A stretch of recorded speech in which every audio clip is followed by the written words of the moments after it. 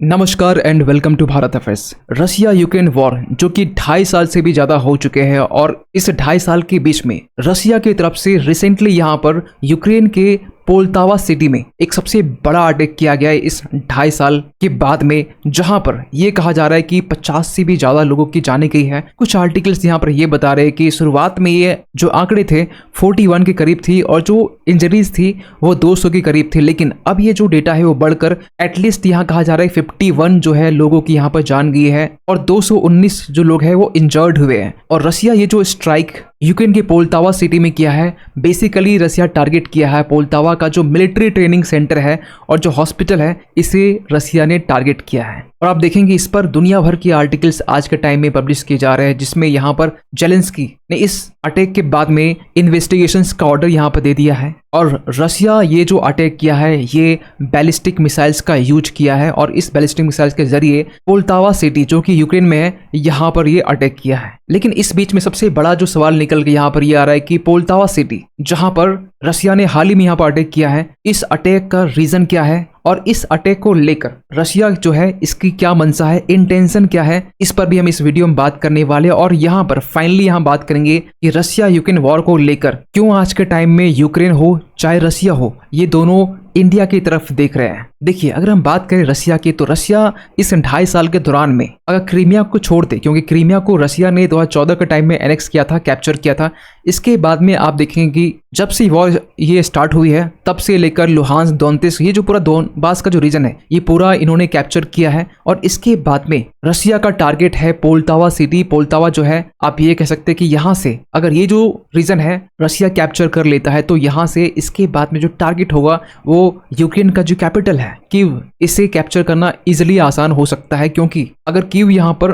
Capture हो गया मतलब कि यूक्रेन यहाँ पर इस वॉर में हार को एक्सेप्ट कर चुका, क्योंकि यहाँ पर यह माना जाता है कि जो कैपिटल सिटी है, जो कैपिटल है, यहाँ पर कैप्चर होना मतलब पूरे देश का सरेंडर माना जाता है। और इसके अलावा आपने ये भी नोटिस किया होगा कि पोल्टावा ही नहीं, यहाँ पर जो कीव है यहाँ पर भी रशिया की तरफ से बैलिस्टिक मिसाइल्स और ड्रोन से यहाँ पर लॉन्च की गई है, जो मिसाइल्स जो ड्रोन्स है। और इस अटैक के दौरान जो टारगेट किया गया यूक्रेन की तरफ से दावा यह किया कि जो चिल्ड्रेन है वो वापस रिटर्न आ रहे थे स्कूल से, क्योंकि हाल ही में यहाँ पर जो कीव है, जो कैपिटल है, यहाँ पर स्कूल को रीओपन किया गया, क्योंकि एक लंबे टाइम से स्कूल यहाँ पर बंद थी, कुछ थोड़े टाइम के लिए खोली जा रही थी, लेकिन जब यहाँ से बच्चे लौट रहे थे उस दौरान यहाँ पर रशिया की तरफ से ड्रोन्स और क्रूज और बैलिस्टिक मिसाइल से अटैक की जाती है। हालांकि इस अटैक को लेकर ये कहा जा रहा है कि यूक्रेन की तरफ से हर एक अटैक्स, ड्रोन हो चाहे बैलिस्टिक मिसाइल्स हो, इससे इंटरसेप्ट कर लिया गया और इसको लेकर किसी भी तरीके की जो जान मान की हानि है वो नहीं देखी गई है। और इस पर यहाँ पर जो कीव पोस्ट है इनकी तरफ से एक पोस्ट की गई है किस तरीके से जो हॉरिफिक सीन्स है पोल्टावा में जो अटैक किया गया है, खासकर पोल्टावा इंस्टीट्यूट ऑफ कम्युनिकेशंस, यहाँ पर जो 2 बैलिस्टिक मिसाइल दागी गई है। इसके बाद में जो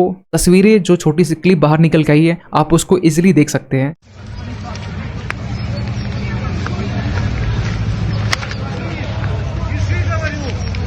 लेकिन यहाँ पर सबसे बड़ा जो सवाल है वो ये निकल के आ रहा है कि ये रशिया ने अचानक ऐसा क्यों किया, जो अब तक का सबसे बड़ा अटैक माना जा रहा है। अगर आपको याद हो, आज से कुछ दिन पहले की हम बात कर रहे हैं, हम 1 और 2 सितंबर की डेट की हम बात करें, जब आर्टिकल्स पब्लिश उस टाइम में हो रहे थे कि यूक्रेन की तरफ से अब तक का सबसे बड़ा अटैक रशिया के ऊपर में देखा गया और कुछ रीजन रशिया की तरफ से जो यूक्रेन की जो आर्मी है वो कैप्चर कर लेती है रशिया के कुछ पार्ट को। और ये एक बिगेस्ट एवर ड्रोन अटैक माना जाता है रशिया के ऊपर में, और इसी के रिटेलिएशंस में रशिया ये बैलिस्टिक मिसाइल्स और ड्रोन से अटैक करता है, जिसमें टारगेट में पोल्टावा जो सिटी है इसे लिया जाता है, जहां पर कुछ लोगों की जान जाने की जो खबरें हैं वो बाहर निकल के आ रही है। इसके अलावा यहाँ पर दूसरा एक रीजन यहाँ पर यह है कि यूक्रेन का एक वाइटल टाउन पोक्रोक्स, जिसकी आप लोकेशन अगर मैप में देखना चाहेंगे तो ये दोनबास रीजन में जस्ट आप वेस्टर्न साइड में जाएंगे तो ये आपको यहाँ पर दिखाई देगा, क्योंकि ये जो पूरा रीजन है, ये पूरा रीजन ऑलमोस्ट कह सकते हैं कि रशिया के कंट्रोल में है। और कुछ रीजन जो है जो वेस्टर्न साइड में है, रशिया धीरे धीरे इसे कैप्चर करने की कोशिश कर रहा है। और इसके पीछे रीजन है यूक्रेन के कैपिटल सिटी तक पहुंचना, क्योंकि अगर आप डेट देखेंगे तो इसी साल के 31 मई को ये बेसिकली ईस्टर्न पार्ट यहाँ पर रशिया कैप्चर करता है, जून में थोड़ा और नजदीक वेस्टर्न में जाती है, जुलाई में और वेस्टर्न साइड में, अगस्त के टाइम में और यहाँ पर। और आप देखेंगे कि अब यहाँ पर जो पोक्रोक्स जो रीजन है यहाँ पर, अब यहाँ पर भी रशियन आर्मी की एंट्री हो चुकी है। और इसको लेकर भी आर्टिकल पब्लिश किए जा रहे हैं कि the Kremlin is close to crossing Pokrovsk, a vital Ukrainian town. और एक बात यहाँ पर ऐड करना चाहते हैं कि रसिया जिस तरीके से मिसाइल्स और ड्रोन्स यहाँ पर लॉन्च की जा रही है, कहा यह जा रहा है कि ये एक दूसरा वेव है, एक अनदर वेव ऑफ मिसाइल्स है, जो ड्रोन्स है, जो यूक्रेन के ऊपर में दागी जा रही है। क्योंकि इसके पहले इस तरीके के जो अटैक्स है, ड्रोन्स, बैलिस्टिक मिसाइल्स है, ये कम देखे जा रहे थे। क्योंकि आज से लगभग कुछ मंथ पहले, हम बात कर रहे हैं मार्च की बात करें इसी साल की, जब रसिया यहाँ पर इंटरकॉन्टिनेंटल बैलिस्टिक मिसाइल्स को यहाँ पर सक्सेसफुली टेस्ट करता है। और ये जो बैलिस्टिक मिसाइल्स होती है जिसकी रेंज बहुत शॉर्ट होती है, और ये शॉर्ट रेंज बेसिकली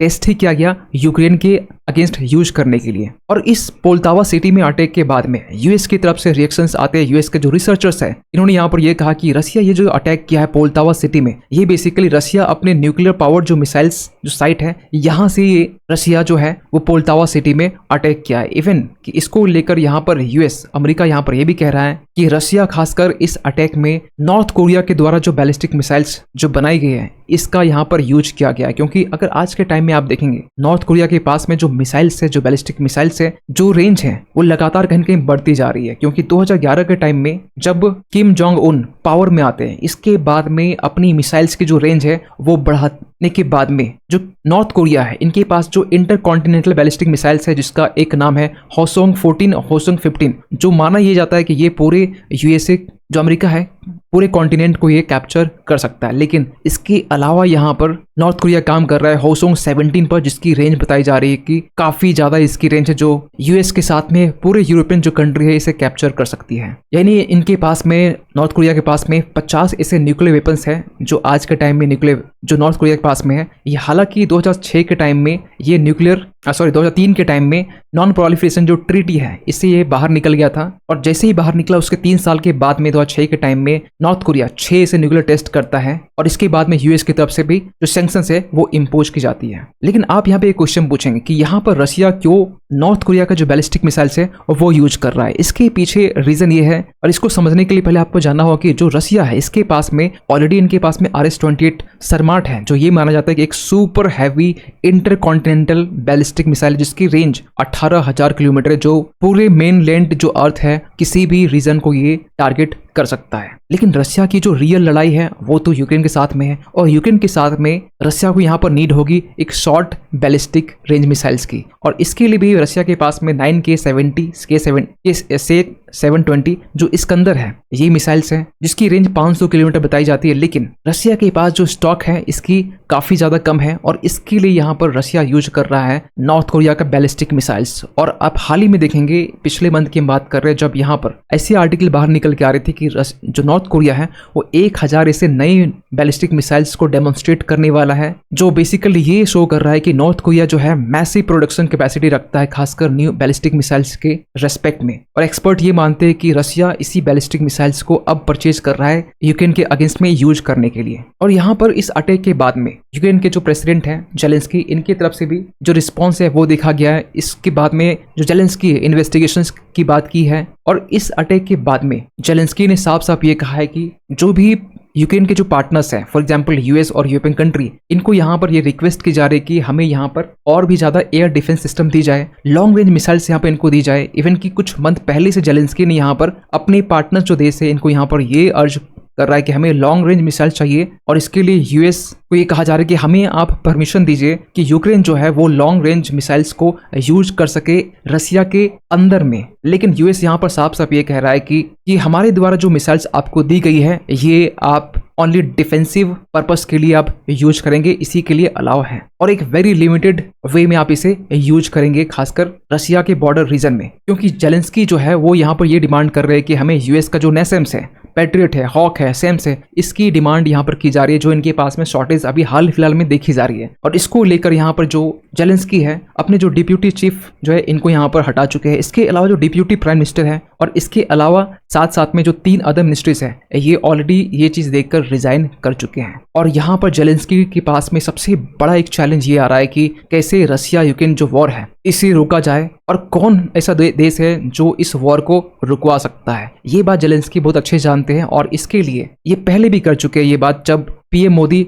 यूक्रेन के विजिट में जाते हैं, उस वक्त यहाँ पर जेलेंस्की की तरफ से ये कहा गया कि अगर इंडिया अपनी एटीट्यूड को चेंज करता है रसिया के टुवर्ड्स, तो ये वॉर रुक जाएगा, द वॉर विल एंड। यहाँ पर विल यूज किया गया है, शुड यहाँ पर यूज नहीं किया गया, मतलब कि ये डेफिनेटली रुक सकता है, ये जेलेंस्की कहना है। मतलब यहाँ पर साफ साफ यूक्रेन का ये मानना है कि अगर रशियन ऑयल इंडिया परचेज नहीं करता है, थोड़ा सा जो कड़ा रुख है वो रशिया के अगेंस्ट अपनाता है, तो डेफिनेटली यहाँ पर रशिया जो है कमजोर होगा इकोनॉमिकली और यूक्रेन के अगेंस्ट जो वॉर है वो रुक जाएगा। लेकिन यहाँ पर इंडिया का साफ साफ ये कहना है कि रशिया यूक्रेन जो वॉर है जो 2.5 साल से भी ज्यादा हो चुकी है, जब तक दोनों पार्टी आपस में सेम टेबल पर नहीं बैठते हैं, नेगोशिएट नहीं करते हैं, तब तक इसका सॉल्यूशन निकल नहीं सकता है। एक म्यूचुअली एक्सेप्टेबल सॉल्यूशन निकलनी चाहिए और इस बात को लेकर इंडिया आज भी और एक लंबे टाइम से सपोर्ट करता है। खैर, इसको लेकर आप क्या मानते हैं कमेंट कीजिएगा और अपनी ओपिनियन जरूर दीजिएगा। और जाते जाते एक क्वेश्चन आप सभी के लिए कि हाल ही में यहाँ पर एक्सरसाइज वरुण रिसेंटली न्यूज में था, आपको बता दें कि ये मेडिटेरेनियन सी में यहाँ पर रिसेंटली से एक्सरसाइज को कंडक्ट किया गया, जो 2 से लेकर 4 सितंबर के बीच में था। एक बायलैटरल नेवल एक्सरसाइज जो कि इंडिया और किस देश के बीच यहाँ पर ये जो एक्सरसाइज है वो किया गया। आपके पास दूसरे कंट्री का ऑप्शन है रशिया, ऑस्ट्रेलिया, श्रीलंका या फिर फ्रांस। सही आंसर कीजिए कमेंट सेक्शन पे। मिलते किसी अगले वीडियो में, तब तक के लिए थैंक यू सो मच।